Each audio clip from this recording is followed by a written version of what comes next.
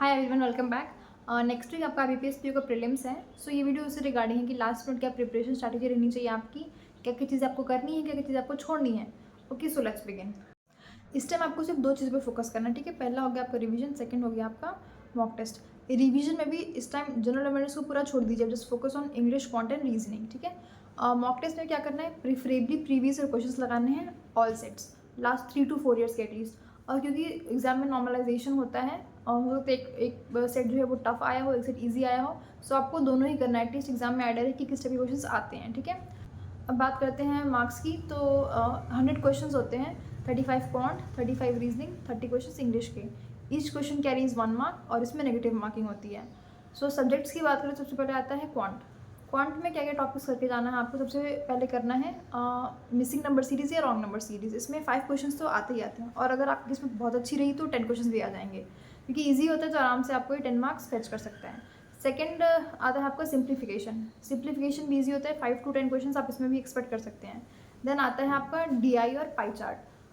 ये इसमें कम से कम 2 से 3 डीआईज आपको देखने को मिलेंगी। इजी होती है, सिंपल होती है। सर्कुलर वाली जो पाई चार्ट आ जाता है, हो सकता है कि टेबल वाली भी आ जाए, और 2 से 3 तो आपको देखने को मिलेंगी ही मिलेंगी। सो ये आपको करके जाना है। नेक्स्ट आपका आता है इक्वेशन बेस्ड क्वेश्चन, ठीक है। इक्वेशन में कहते हैं वो एक्चुअली ईजी होता है, बट अगर आपको कॉन्सेप्ट नहीं पता ना तो फालतू में इसमें नंबर चले जाएंगे।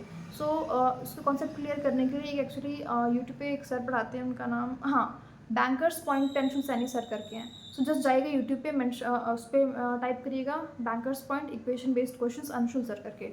सो उनका वीडियोस आ जाएंगे। आई थिंक 1-2 वीडियोस में उन्होंने पूरा कॉन्सेप्ट क्लियर कर दिया है। सो अगर उसमें दिक्कत है तो उनके एक वीडियो से आपको पूरा कॉन्सेप्ट क्लियर हो जाएगा इक्वेशन बेस्ड क्वेश्चन का। नेक्स्ट आपका आ जाता है मिसलेनियस। सो मिसलेनियस में जैसे आपका 5 to 6 क्वेश्चन इसमें भी आ जाते हैं, जैसे परसेंटेज हो गया, प्रॉफिट लॉस हो गया, एज बेस्ड क्वेश्चन हो गए, ठीक है। तो ये कर लेंगे आप तो एटलीस्ट आपका क्वांट 35 क्वेश्चन में से आप 25 प्लस तो फेच कर ही सकते हैं, ठीक है। तो ये करके जाइएगा। प्लस इसमें क्या क्या करना है साथ में, आपको टेबल्स आपको एटलीस्ट 20 तक तो याद हो। थोड़ा अगर याद नहीं है तो लास्ट एक वीक में उसको याद करके रिवाइज कर लीजिएगा। 20 तक टेबल्स, 30 तक स्क्वायर रूट्स और 20 तक क्यूब रूट्स। अगर ये आपको पक्का हो गया ना, लाइक बाई हार्ट हो गया, तो कैलकुलेशन करने में काफ़ी ईजी हो जाएगा आपके लिए। तो वो टाइम वहाँ पे मतलब फालतू में सिंप्लीफिकेशन या फिर मिसिंग नंबर सीरीज़ के लिए आपको पेन उठाने की ज़रूरत नहीं पड़ेगी। तो वो टाइम आप यूज़ कर सकते हैं पाई चार्ट करने के लिए। इसमें थोड़ा बहुत कैलकुलेशन करना पड़ सकता है। सो ये हो गया हमारा क्वांट।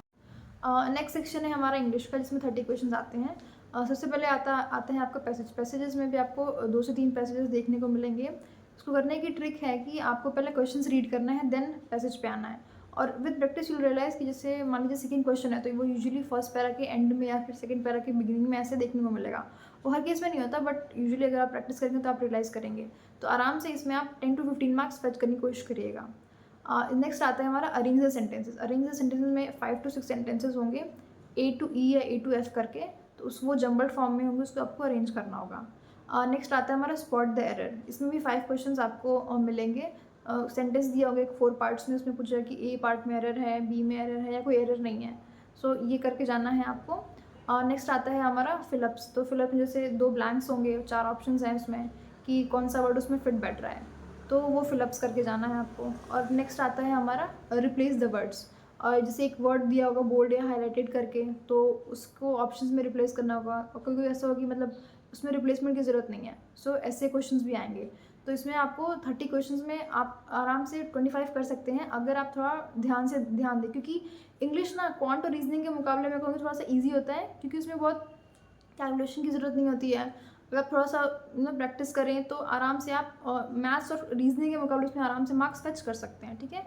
सो लास्ट सेक्शन हमारा रीजनिंग का। रीजनिंग में भी आपको 35 क्वेश्चन देखने को मिल जाएंगे क्वांट की तरह। इसमें आपको सबसे पहले करना है पजल्स। 3 to 4 पजल्स आराम से आप एक्सपेक्ट कर सकते हैं एग्जाम में 15 to 20 मार्क्स के लिए। कितने टाइप की पजल्स आएंगी, तो एक हो गया आपका रो बेस्ड पजल। नेक्स्ट आता है आपका सिटिंग अरेंजमेंट, जो कि स्क्वायर फॉर्म में भी हो सकता है या फिर सर्कुलर फॉर्म में। और उसके बाद आता है आपको फ्लोर बेस्ड पजल। सो अगर आपने ये प्री में बहुत ईजी मतलब टफ पजल्स नहीं पूछते हैं, बट हाँ एक चीज़ आपको पजल में करनी है, ध्यान से पढ़िएगा। अगर आपने लेफ्ट को राइट या राइट को लेफ्ट किया तो पूरी पजल गलत हो जाएगी और आपके पास इतना टाइम नहीं होगा कि आप दोबारा से वो पजल अटैम्प्ट कर सकें, ठीक है। सो ये पजल के बारे में खास ध्यान रखना है। और पजल में कुछ क्वेश्चन अगर आपको प्रैक्टिस करने हैं तो आप अड्डा 247 के सौरभ सर जो पढ़ाते हैं तो उनके वीडियोस रिकमेंड कर सकते हैं प्री के लिए। नेक्स्ट आता है आपका स्टेटमेंट और कंक्लूजन बेस्ड क्वेश्चंस। इसमें जैसे कि all flowers are feathers, all feathers are pens, some pens are boots, ऐसे करके क्वेश्चंस आते हैं। तो इजी होते हैं, बट अगर आपको इसके कॉन्सेप्ट में कुछ कन्फ्यूजन है सो आप अंशु सर की वीडियोज़ रिकमेंड मैं रिकमेंड करूँगी, जो मैंने क्वांट के लिए किया था बैंकर्स पॉइंट के। तो उनके 1-2 वीडियोज़ देख करके आपका ये कॉन्सेप्ट क्लियर हो जाएगा। नेक्स्ट आपका आता है ब्लड रिलेशन क्वेश्चंस। 5 क्वेश्चंस आप यहाँ से भी एक्सपेक्ट कर सकते हैं, पजल के फॉर्म में वो भी आता है। सो वहाँ से आप ये क्वेश्चंस कर सकते हैं।